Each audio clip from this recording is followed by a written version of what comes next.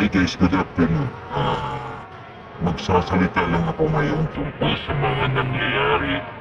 Sa mga nangyayari kay Diwata, magsasalita lang ako ngayon Kasi parang madami na akong nababasa sa Facebook, madami na akong nababasa sa comment, madami akong nakikitang picture, video na nagtataray si Diwata. Yun yung mga sabi-sabi nila, lalo na yung mga bus ni Makagago, yung mga pinupost niya. So guys, ako magsasalita lang ako, two-sided ako dito. Two-sided, hindi ako mag-focus kay Diwata, hindi rin ako mag-focus kay Makagago. Okay, ganito guys. Sa na-experience ko, sa nangyari, ako, siguro 5 beses na akong pumunta kay Diwata. Mga 4 na beses doon, may picture ako, may mga videos, hindi ako tinanggihan, tapos wala mo nakikitang pagbabago sa kanya. So ito totoo to guys, talagang totoong experience ko to.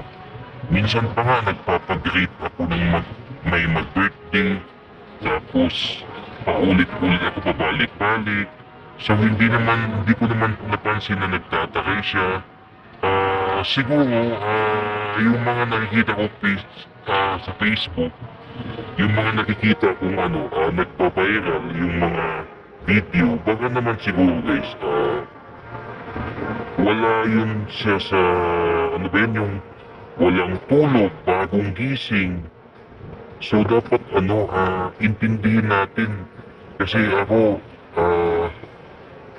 sa 5 beses kong pagpunta doon, never ko pang naranasan na hindi siya nagpa-picture sa akin, pinarayan ako.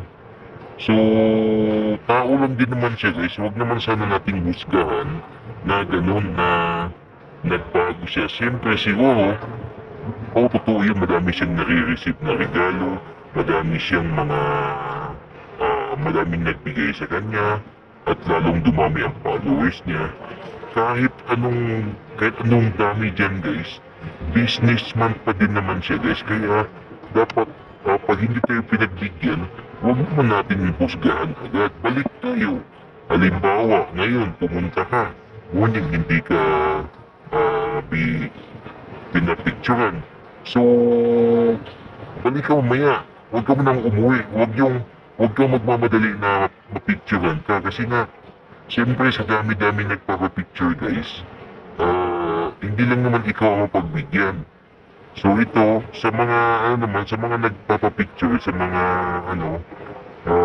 yung mga vlogger, sa mga kumakain doon, guys, patient naman, huwag naman masyadong magmamadali na makapagpapicture agad kay Diwata kasi agawan yan eh.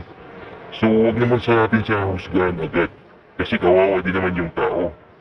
Galing na kakaangat lang tapos bababagsakin natin. Kaya diba, pangit naman yun.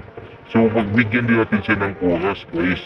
Kaya sana Diwata, patunayan mo na hindi totoo itong mga kumakalat sa Facebook, yung mga nakikita ko. Sana lang Diwata, patunayan mo please, para hindi ka masisira at hindi ka babagsak. Sana kung meron mang kunting pagbago dyan sa sarili mo, ikaw ang nakakaalam yan. Sana tanggalin mo muna yan. Basta tanggalin mo yan, tiisin mo lang yung kasikatan mo ngayon. Huwag ka munang magagalit huwag ka magpakitang sign na nagalit ka o nagtataray ka sa mga tao, lalo na yung mga kumakain sa'yo. Bigyan mo din ng oras, kahit konti lang, okay lang yan. Ngiting totoo, hindi yung ngiting plastic. Wala, alam mo naman yung mga tao, talagang husgahan ka agad nun. Talagang lalo na ngayon, madaming vloggers dyan na pumupunta. Hindi naman lahat dyan mga supporters mo.